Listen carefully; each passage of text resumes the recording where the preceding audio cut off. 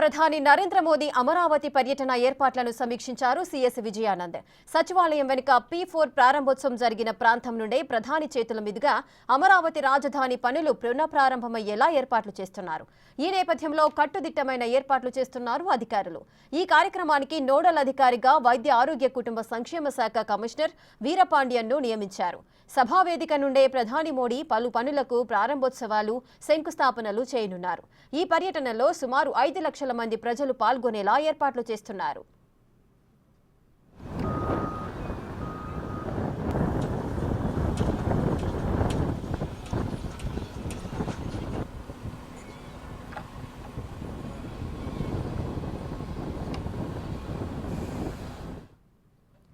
అమరావతిలో ప్రధాని మోదీ సభ కోసం ఏర్పాట్లు జరుగుతున్నాయి. దీనికి సంబంధించిన పూర్తి డీటెయిల్స్ మా ప్రతినిధి శివ అందిస్తారు. శివ,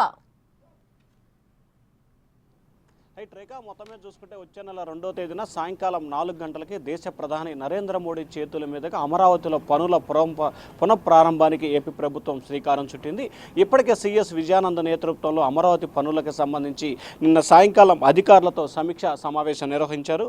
ప్రస్తుతం మనం ఏదైతే ఉన్నామో గతంలో P4 కార్యక్రమం నిర్వహించిన ప్రాంగణంలో సువిశాలంగా 250 ఎకరాలకు సంబంధించిన రాజధాని అంటే సచివాలయం వెనక వైభాగానికి సంబంధించి కూడా పనులు ప్రారంభమయ్యాయి. దాదాపు ఒకవైపు లారీలు, మరొక వైపు ప్రొక్లేనర్లు, మరొక వైపు మట్టి తీసుకురావడం, ఇంకొక వైపు రూట్ మ్యాప్ ప్రణాళికలు, మరొక వైపు ఏర్పాట్లు జరుగుతున్నాయి.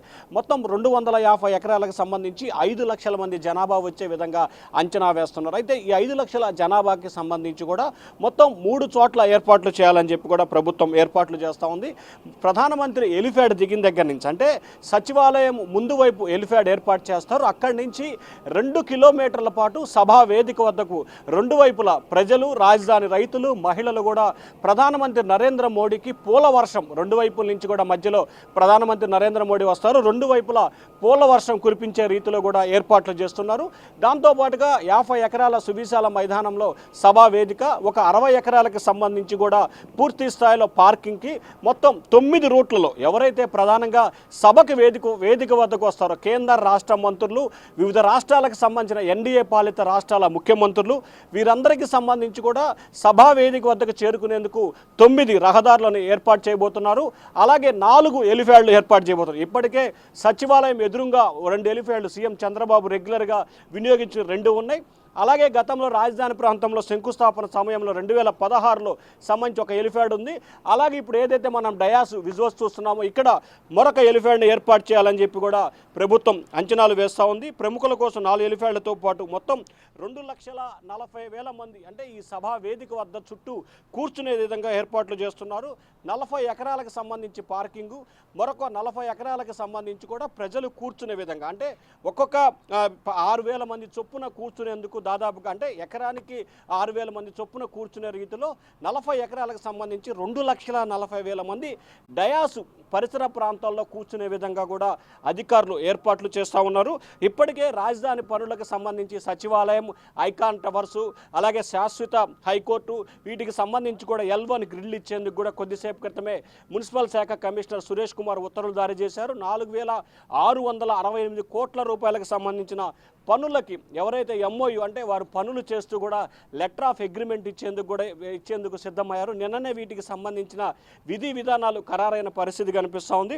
సో దాదాపుగా చూసుకుంటే VIP పార్కింగ్ కోసం 10 ఎకరాలు, అలాగే వేదిక కోసం 28 ఎకరాలని కేటాయిస్తున్నారు. పనుల ప్రారంభోత్సవ కార్యక్రమానికి ప్రధానమంత్రి నరేంద్ర మోడీతో పాటు వివిధ రాష్ట్రాలకు సంబంధించిన ముఖ్యమంత్రులు, అలాగే వివిధ రాష్ట్రాలకు సంబంధించిన నేతలు, అలాగే కేంద్ర క్యాబినెట్లో మెజార్టీ మంత్రులు కూడా రాబోతున్న పరిస్థితి కనిపిస్తూ ఉంది.